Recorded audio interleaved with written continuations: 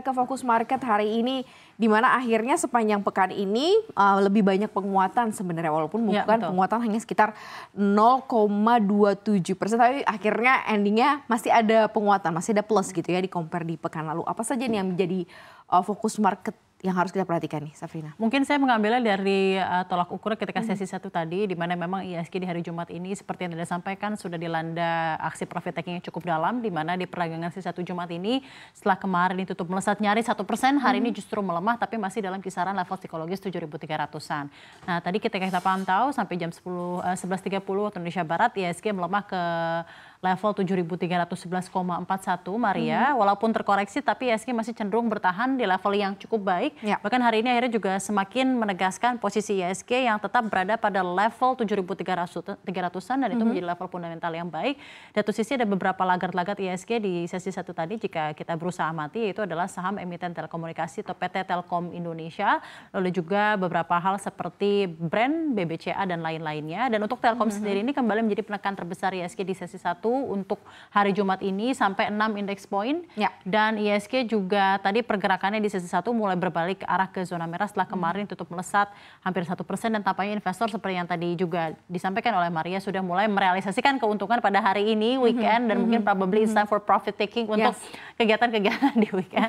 Dan hari ini juga merupakan perdagangan akhir pekan ya. Jadi no wonder sebenarnya biasanya kalau kita melihat it's a happy weekend untuk IHSG, biasanya juga ada sentimen ketika di awal pekan pertama sudah cukup memerah dan akhirnya ada IHSG kembali lagi mengalami rebound. Tapi di satu sisi karena memang performa IHSG di pekan-pekan pertama, hari-hari pertama di pekan ini lumayan baik, ya mungkin ada insiden atau aksi profit taking yang tentunya akan lebih ramai pula. Jadi no wonder hari ini ada pelemahan, tapi menurut saya pelemahannya masih cukup moderat, apalagi kita juga masih berhasil resilient di level fundamental 7.300-an. Tapi kan ada dua kombinasi yang harus diperhatikan ya, selain global pasti juga ada domestik. Global ini kan kayaknya semua mata masih ke The Fed dan rencana pemangkasan suku bunga di bulan September yang tampaknya sudah teradjust juga di pekan-pekan ini ya, atau di bulan Agustus ini ya. Nah ini seperti apa nih sentimennya nih, Safrina? Untuk Amerika Serikat atau untuk global, ya seperti yang tadi Maria juga sudah bilang bahwa sebenarnya mata pelaku pasar itu masih benar-benar tertuju pada seperti apa testimoni dari Jerome Powell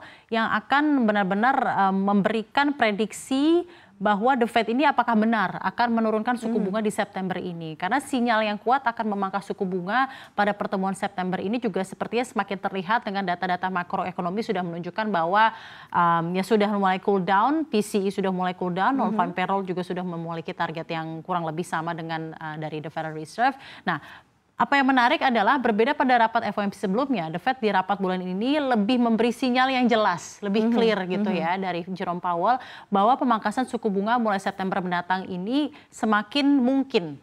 Dalam pernyataannya The Fed juga menjelaskan kalau inflasi sudah mengarah kepada target sasaran mereka di kisaran 2% dan pemangkasan suku bunga juga diperkirakan sebesar 25 basis poin. Dan dari Gubernur The Fed Jerome Powell juga bilang bahwa pemangkasan suku bunga sebesar 50 basis poin tapi belum ada dalam bayangan The Fed. Namun memang sepertinya semakin memperkuat posisi dan ekspektasi bahwa September ini akan penurunan partially di 25 basis poin.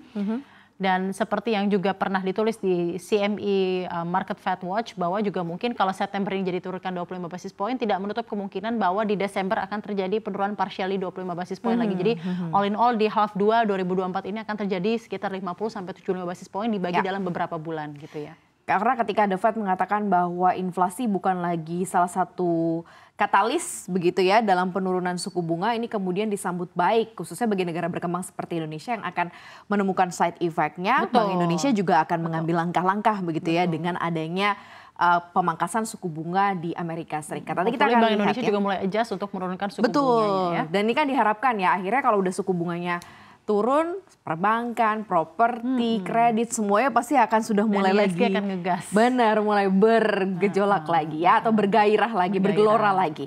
Kita ke domestik nih, seperti apa Safrina? Nah kalau dari dalam negeri, data ekonomi yang dirilis kemarin juga sebenarnya somehow cenderung mengecewakan. Jadi mungkin ada beberapa dampak dari sentimen real yang juga berpengaruh terhadap pasar hari ini yang juga harus memerah.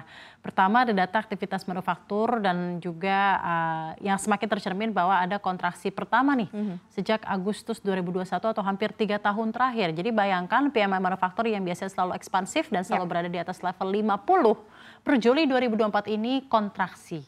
Nah, It's not a good thing karena tentunya sebenarnya ini sudah akan menuju transisi pemerintahan baru, di mana juga sebenarnya tidak terlalu ada indikasi bahwa pemerintahan baru ini akan memiliki keberpihakan besar pada industri manufaktur, gitu ya. Jadi ketika ini sudah terjadi pelemahan, tentunya ini semakin menunjukkan ada PR besar bagi pemerintahan baru bahwa sebenarnya manufacturing industri di Indonesia ini sudah harus benar-benar menjadi salah satu skala prioritas utama karena manufacturing industri ini memakan begitu banyak lapangan kerja atau labor force, ya. Nah, di satu sisi indeks harga konsumen Indonesia pada periode Juli atau inflasi juga kembali mengalami deflasi dan menjadi ketiga kalinya secara beruntun.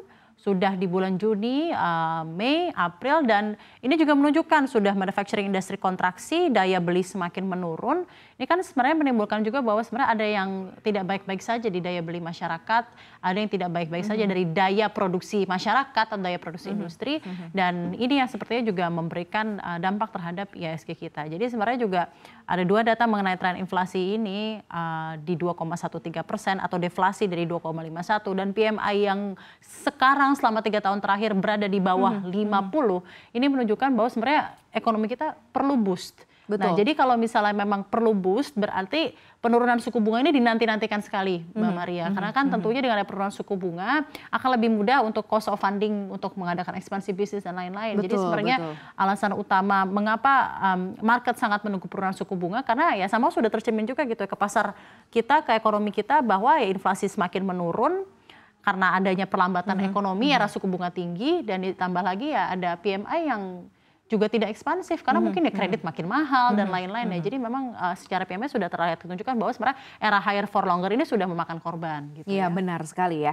Dan kalau dilihat sebenarnya kalau tadi mendengarkan rapat KSSK juga gitu ya, di sana mengatakan Bu Sri Mulyani juga masih mengatakan bahwa memang bansos itu masih akan dilanjutkan gitu ya. Jaring pengaman sosial masih akan terus dilanjutkan karena memang kondisi yang tercermin tadi yang disampaikan oleh Safrina ya, kondisinya tidak baik-baik aja dari data manufacturing, data daya beli, kemudian juga ada satu indeks ekspektasi konsumen di mana itu juga menyatakan bahwa tidak masyarakat secara lebih luas ya itu tidak terlalu berekspektasi tinggi dengan rate income yang akan mereka terima di beberapa bulan ke depan dengan kondisi gejolak dan masa transisi ini. Jadi makanya kemudian ada boost terkait mengenai bantuan sosial ini ya.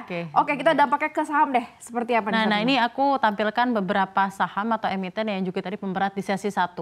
Telkom ini melemah di 1,04, Beren itu di 0,86, BCA melemah dalam di 1,69. Tadi GoTo juga mengalami pelemahan di sesi 1 namun akhirnya berhasil ditutup di posisi stagnan di 0%.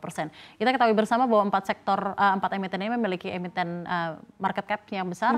Jadi ya sebenarnya pelemahan hari ini dari beragam sektor ada gitu ya. Jadi memang sebenarnya hari ini bukan menjadi hari yang cukup baik gitu ya untuk IHSG. Baik, nanti kita akan perhatikan seperti apa ya, karena memang yang terjadi pelemahannya cukup signifikan, BCA aja 1,69%. Tapi balik lagi ini disclaimer on, kami kembalikan lagi kepada Anda untuk kemudian mereview portofolio Anda selama pekan ini dan untuk menentukan portofolio di pekan depan kami serahkan lagi kepada Anda selaku para investor ya.